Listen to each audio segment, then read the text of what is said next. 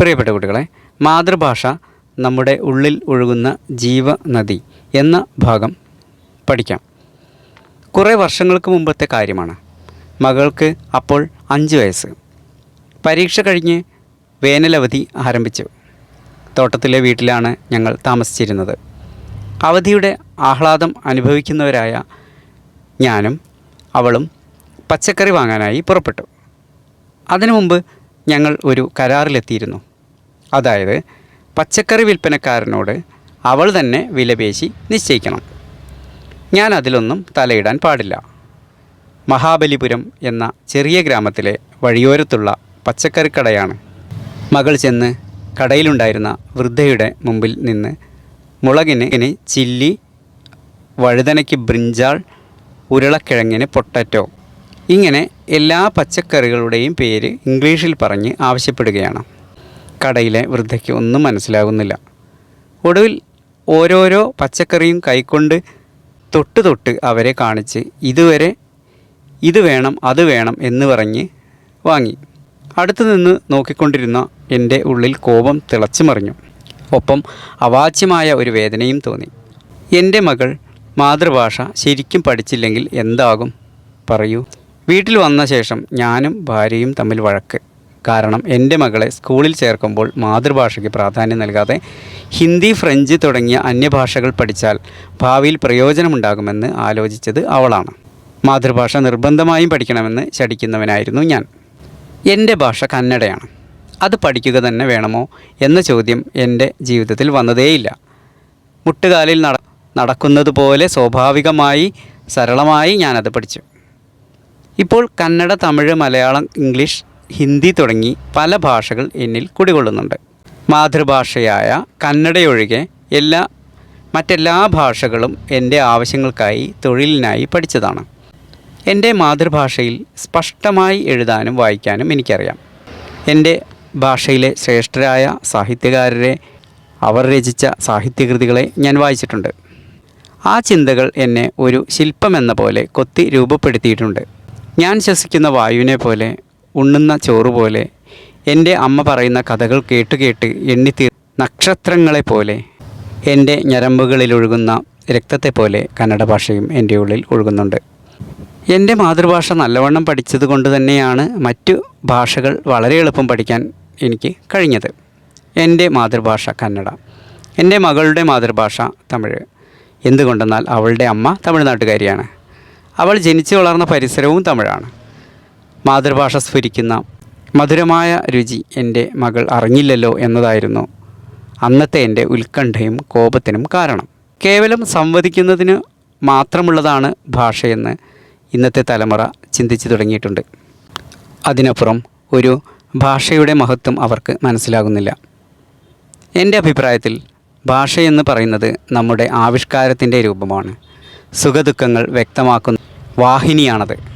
നമ്മൾ ജീവിക്കുന്ന പ്രദേശത്ത് നമുക്ക് ചുറ്റുമുള്ള ജനം ഏത് ഭാഷയാണോ സംസാരിക്കുന്നത് അത് ശുദ്ധമായി സംസാരിക്കുക എന്നതാവും നാം അവർക്ക് നൽകുന്ന ആദരം. ഞാൻ നിങ്ങളെപ്പോലെയല്ല, വ്യത്യസ്തനാണ് എന്ന് സ്ഥാപിക്കാൻ വേണ്ടി സംസാരിക്കുന്നത് നമ്മുടെ ഉള്ളിലുള്ള സംസ്കാര ശൂന്യതയുടെ അടയാളമാണ്. അടുത്ത കാലത്ത് ഒരു സോഫ്റ്റ്വെയർ കമ്പനിയുടെ പരിപാടിക്ക് അതിഥിയായി പോയിരുന്നു. 100 കണക്കിന് യുവാക്കളും യുവതികളുമായി സംവദിക്കാൻ അവസരം കിട്ടി. അവിടെ കൂടിയവർ വിദ്യാസമ്പന്നരും വലിയ ശമ്പളം വാങ്ങുന്നവരുമായിരുന്നു. എല്ലാവരും സ്റ്റൈലായി ഇംഗ്ലീഷിൽ സംസാരിച്ചു. ഒരു ചെറുപ്പക്കാരനോട് നിങ്ങളുടെ സ്ഥലമേതാ എന്ന് ഞാൻ ചോദിച്ചു. ചിക്കമംഗളൂരിനടുത്തുള്ള ഒരു ഗ്രാമം, അയാൾ പറഞ്ഞു. പിന്നെന്താ കന്നഡയിൽ സംസാരിക്കാത്തത്? സർ, ഇംഗ്ലീഷ് മീഡിയത്തിലാണ് പഠിച്ചത്, അതുകൊണ്ട് കന്നഡ ശരിക്കറിയില്ല. അയാളുടെ വാക്ക് കേട്ട് ചിരിയും കോപവും ഒരുമിച്ച് വന്നു. ഈ ചെറുപ്പക്കാരുടെ അന്നത്തെ ഉത്തരം ഭാവി ജനതയിലെ എല്ലാവരുടെയും ഉത്തരമായാലും അത്ഭുതപ്പെടാനൊന്നുമില്ല. നഗര കേന്ദ്രീകൃത വിദ്യാലയങ്ങളിൽ മാതൃഭാഷയെ കയ്യും കാലും കെട്ടി മൂലയിലിരുത്തിയിരിക്കുകയാണ്. വീടുകളിലും അതുതന്നെ ഗതി. ഭാവിയെക്കുറിച്ചുള്ള ഭയത്തിൻ്റെ തത്രപ്പാടിൽ നമ്മുടെ ഭാഷ മനസ്സിൽ നിന്ന് മാഞ്ഞു പോവുകയാണ്. മാതൃഭാഷ പഠിക്കാത്ത നമ്മുടെ മക്കൾ നമ്മളോടൊപ്പമുള്ളപ്പോഴും അന്യരല്ലേ? മനുഷ്യർക്ക് ജീവിതത്തിൻ്റെ അനിവാര്യതയും ആവശ്യവും കാരണം എത്ര ഭാഷ വേണമെങ്കിലും പഠിക്കാം. ഇംഗ്ലീഷിൽ സംസാരിക്കാനും എഴുതാനും പഠിക്കുന്നത് സന്തോഷകരമായ കാര്യം. പക്ഷേ ഇംഗ്ലീഷ് അറിയില്ല എന്നത് തന്നെ തെറ്റാണെന്നും ജീവിതത്തിലെ ദുരന്തമാണെന്നും കരുതുന്നുണ്ടല്ലോ. ഇത് എത്രത്തോളം ശരിയാണ്? അയ്യോ, എനിക്ക് ഇംഗ്ലീഷ് ഒട്ടും അറിയില്ല എന്ന് ഒരു നാട് തന്നെ അപകർഷബോധത്തോടെ അലയുന്നത് ദുരന്തമല്ലേ? അതുപോകട്ടെ, ഇംഗ്ലീഷിൽ നെകളിച്ച് നടക്കുന്നുണ്ടല്ലോ ചിലർ. അവരെങ്കിലും ആ ഭാഷ ശരിക്കും പഠിച്ചിട്ടാണോ സംസാരിക്കുന്നത്? അതുമല്ല, Shakespeare, Wordsworth, Keats, Hemingway, Milton തുടങ്ങി ഇംഗ്ലീഷിലെ ഏത് ചിന്തകരെക്കുറിച്ചും ഒന്നും അറിയില്ല.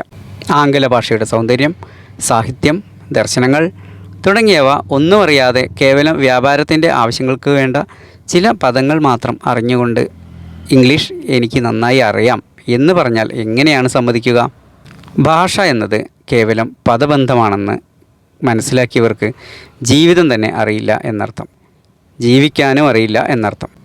ഇക്കാരണം കൊണ്ട് തന്നെ നമ്മുടെ ഇന്നത്തെ തലമുറയ്ക്ക് ഷേക്സ്പിയറുടെ ഇംഗ്ലീഷിൻ്റെ സൗന്ദര്യവും മനസ്സിലാവില്ല.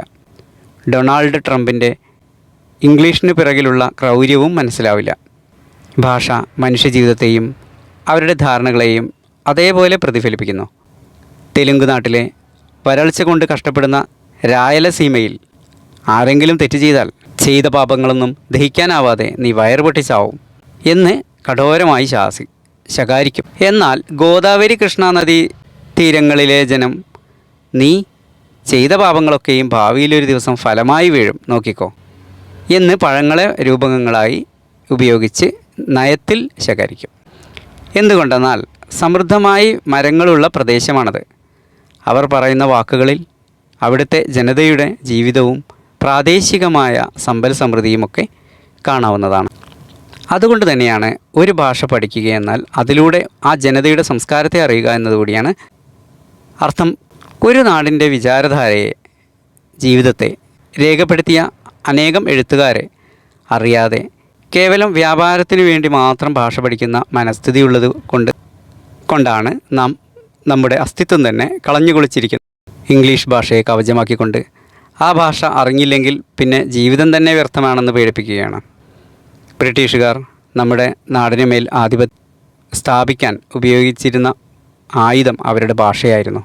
മനുഷ്യൻ ഏത് ഭാഷയാണോ സംസാരിക്കുന്നത് ആ നാടിൻ്റെ ആളായി മാറും എന്ന സത്യം അവർക്ക് നന്നായി അറിയാമായിരുന്നു. ഇളയച്ചന് ഇളയമ്മ, വല്യച്ഛൻ, അമ്മാവൻ ഇങ്ങനെ കൂട്ടുകുടുംബമായി ജീവിക്കുന്ന നമ്മുടെ സംസ്കാരത്തിലില്ലാത്ത ഭാഷയെ ഒരു ചോദ്യം പോലും ചോദിക്കാതെ നമ്മുടെ വീട്ടിൽ അനുവദിച്ചതുകൊണ്ട് നമ്മുടെ ബന്ധങ്ങളെല്ലാം അങ്കിളും ആൻറ്റിയും ആയിത്തീർന്നിരിക്കുന്നു. ബന്ധങ്ങളുടെ സംജ്ഞകൾ നഷ്ടപ്പെടുന്നത് ബന്ധങ്ങൾ നഷ്ടപ്പെടുന്നത് പോലെ തന്നെയല്ലേ? ഇംഗ്ലണ്ടിൽ ജനിച്ച് വെയിൽ കാണാത്ത കുട്ടികൾ റെയിൻ റെയിൻ ഗോയവേ എന്ന് പാടുമ്പോൾ അതിന് അർത്ഥമുണ്ട്. പക്ഷേ മഴയില്ലാത്ത തടാകങ്ങളും പുഴകളും വറ്റിപ്പോയിക്കൊണ്ടിരിക്കുന്ന നമ്മുടെ മണ്ണിൻ്റെ മക്കൾ റെയിൻ റെയിൻ ഗോയവേ എന്ന് പാടാമോ? അവർ പാടേണ്ടത് എങ്ങോട്ട് പോകുന്നു മേഘമേ നിൽക്കുക, ഞങ്ങൾക്ക് നാലിറ്റു വെള്ളം പകരുക എന്നല്ലേ? ജീവിതത്തിൽ ചില കാര്യങ്ങൾ ഒരു കാരണവശാലും മാറ്റാനാവില്ല. ഞാൻ പിറന്ന ജാതിയുമായി എനിക്ക് ഒരു ബന്ധവുമില്ല, അത് എൻ്റെ മേൽ വെറുതെ ചുമത്തപ്പെട്ടതാണ് എന്നതുകൊണ്ട് അതിനെ മാറ്റാം. പക്ഷേ ആർക്കും അവരുടെ മാതൃഭാഷയെ മാറ്റാനാവില്ല. അങ്ങനെ ആരെങ്കിലും ചെയ്താൽ അത് പെറ്റമ്മയെ മാറ്റുന്നത് പോലെയാവും.